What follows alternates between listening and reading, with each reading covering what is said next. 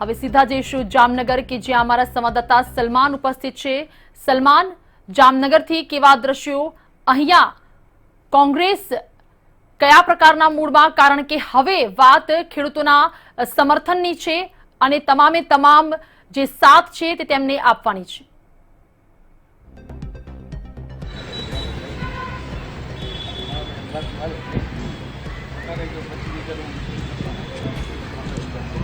बिल्कुल बेनजीर, जे रीते दिल्ही खेडूतोना समर्थનમાં હવે જે રાજ્ય કોંગ્રેસ છે તે આવી ચૂક્યો છે અને જેમાં જામનગર જિલ્લાની જો વાત કરવામાં આવે તો જામનગર જિલ્લા કોંગ્રેસ દ્વારા કલેક્ટર કચેરી ખાતે અહીં થોડી ક્ષણો પહેલા જે ધરણા છે તે કરવામાં આવ્યા હતા અને જિલ્લા કલેક્ટરને આવેદનપત્ર પણ પાઠવવામાં આવ્યું હતું।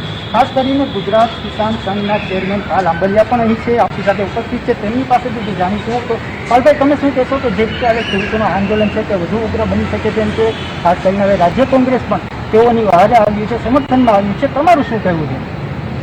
જ્યારથી આ ત્રણ કાળા કાયદાઓ જે ખેડૂત વિરોધી છે એ કાયદાઓ અમલમાં આવ્યા છે ત્યારથી દેશભરમાં ખેડૂતો આનો વિરોધ કરી રહ્યા છે।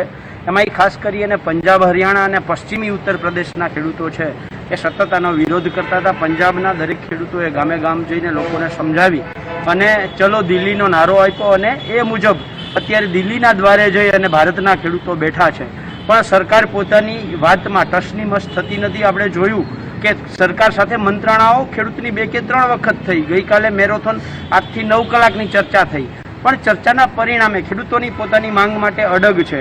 કાલે આપણે જોયું કે જે લોકો સરકારને મંત્રણામાં બેઠા હતા, બપોરનું ભોજન પણ સરકારનું સ્વીકારવાનો ના પાડી દીધી કે અમે તમારું ભોજન નહીં કરીએ, અમે અમારું ભોજન સાથે લઈને આવ્યા છીએ।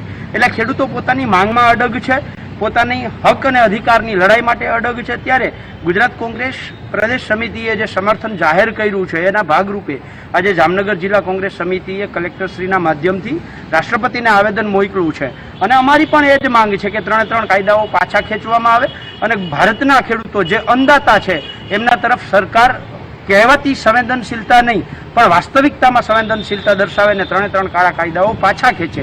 જો સરકાર પાછા નહીં ખેંચે તો તમે જોયું કે ગઈકાલે મહારાષ્ટ્રના ખેડૂતોએ સમર્થન જાહેર કર્યું છે, કર્ણાટકના ખેડૂતોએ સમર્થન જાહેર કર્યું છે, ગુજરાતના તમામ ખેડૂત સંગઠનો પણ સાથે મળી અને ચર્ચા વિચારણા કરે છે। અત્યારે કદાચ 6, 7, 8 તારીખમાં એક મીટિંગ બોલાવી અને અમે પણ ગુજરાતના તમામ ખેડૂત સંગઠનોને સાથે લઈ અને દિલ્હી જવાની જરૂર પડશે તો દિલ્હી પણ જવાની કિસાન કોંગ્રેસની તૈયારી છે।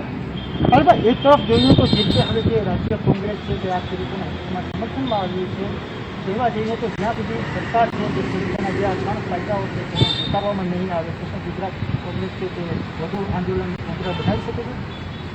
હવે સમર્થનમાં આવ્યું છે એ વાત ખોટી ક્યાંક ને ક્યાંક એટલા માટે છે કારણ કે જ્યારે આ કાયદો આવ્યો ત્યારે ગુજરાતના દરેક તાલુકા મથકે આનો ગુજરાત કોંગ્રેસે વિરોધ કર્યો હતો। આજે જિલ્લા મથકોએ વિરોધ કરીએ છીએ। વચ્ચે એક વખત ગાંધીનગર ભેગા થઈ અને આ કાયદાનો વિરોધ કરતો એક કાર્યક્રમ પ્રદેશ કોંગ્રેસ સમિતિએ કર્યો છે। એટલે જ્યારથી આ કાયદા આવ્યા છે ત્યારથી કોંગ્રેસ છે એ ખેડૂતોની સાથે છે અને આ કાયદાઓનો વિરોધ કરે છે।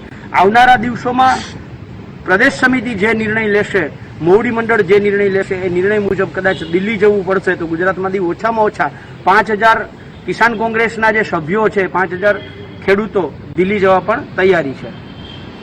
જે રીતે બેનજીર, પાલભાઈ આંબલિયાનું કહેવું છે કે હાલ જે ખેડૂતોના સમર્થનમાં રાજ્ય કોંગ્રેસ આવ્યું છે અને પહેલા પણ આવી ચૂક્યું હતું અને આ મામલે સલમાન, ખૂબ ખૂબ આભાર તમામ